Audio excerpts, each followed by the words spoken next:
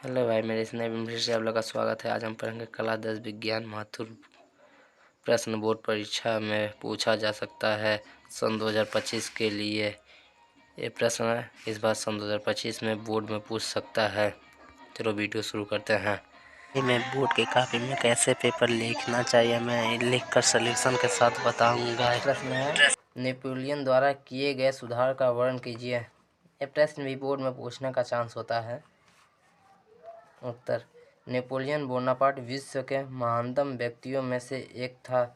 उसके असाधारण कार्यों और विजयों ने 1799 से 1815 ईस्वी तक संपूर्ण यूरोप को प्रभावित किया। उसके प्रमुख सुधार निम्नलिखित हैं। पहला, शासन संबंधी सुधार। नेपोलियन की शासन व्यवस्था प्रतिभा और कार्यक्षमता के सिद्धांतों पर आधारित थी। देश की अराजकता को समाप्त करने के लिए उसने शासन का केंद्रीकरण कर दिया। दूसरा, धार्मिक सुधार। नेपोलियन ने अपने देशवासियों को धार्मिक स्वतंत्रता प्रदान करने का प्रयत्न किया। राज्य की ओर से सभी को अपने धर्म का आचरण करने की स्वतंत्रता प्रदान की गई थी। आगे है तीसरा, शिक्षा संबंधी सुधार। नेपोलियन ने शिक्षा के क्षेत्रों में महत्वपूर्ण सुधार किया। उसने फ्रांस में राष्ट्रीय शिक्षा की नींव डाली और पेरिस में एक विश्वविद्यालय की स्थापना की। अगला प्रश्न है असहयोग आंदोलन कब और क्यों वापस ले लिया गया। उत्तर है असहयोग आंदोलन 1922 ईस्वी में चौरी चौरा की घटना के कारण वापस ले लिया गया। फिर अगला प्रश्न है पूर्ण स्वराज का उद्देश्य कब किया गया। उत्तर, 31 दिसंबर 1929 को लाहौर अधिवेशन में। फिर अगला प्रश्न है इटली के एकीकरण पर प्रकाश डालिए।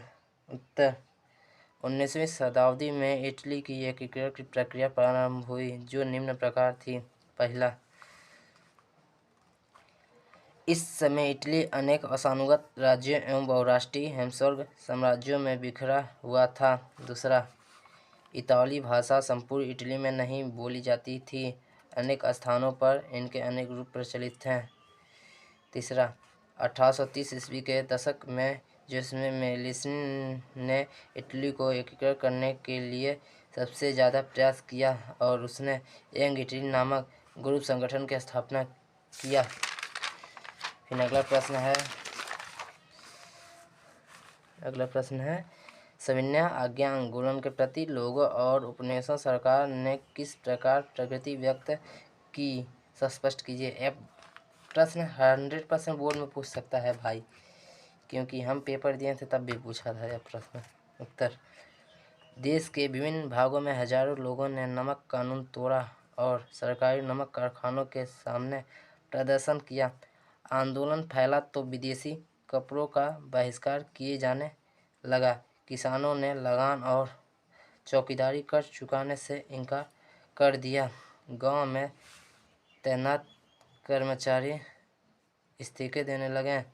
अंग्रेज सरकार कांग्रेस नेताओं को गिरफ्तार करने लगी। जब महात्मा गांधी को गिरफ्तार कर लिया गया तो सोलापुर के मजदूर ने अंग्रेजी शासन के प्रति पुलिस चौकी और रेलवे स्टेशन पर हमले शुरू कर दिए। सरकार ने दमनकारी नीति अपनाते हुए औरतों बच्चों को मारा पीटा और लगभग 1 लाख लोगों को गिरफ्तार किया। अगला प्रश्न है संयुक्त राष्ट्र संघ की सुरक्षा परिषद के 2 अस्थायी सदस्य देशों के नाम लिखिए। संयुक्त राष्ट्र, अमेरिका पहला हो जाएगा, दूसरा चीन हो जाएगा।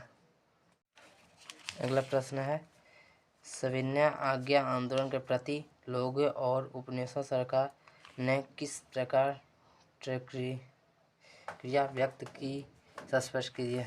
उत्तर है देश के विभिन्न भागों में हजारों लोगों ने नमक कानून तोड़ा और सरकारी नमक कारखानों के सामने प्रदर्शन किया। अगला प्रश्न, बेरोजगारी से क्या तात्पर्य है। उत्तर है वह स्थिति जिसमें कोई व्यक्ति अपना काम करना चाहता है तथा उसमें काम करने की क्षमता भी है, किंतु फिर भी उसे काम नहीं मिलता तो उसे बेरोजगारी कहते हैं।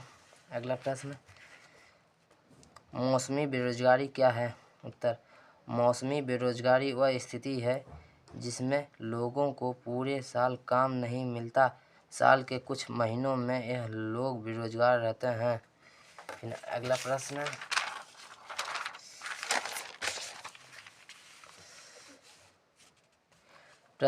तृतीय क्षेत्र से क्या तात्पर्य है?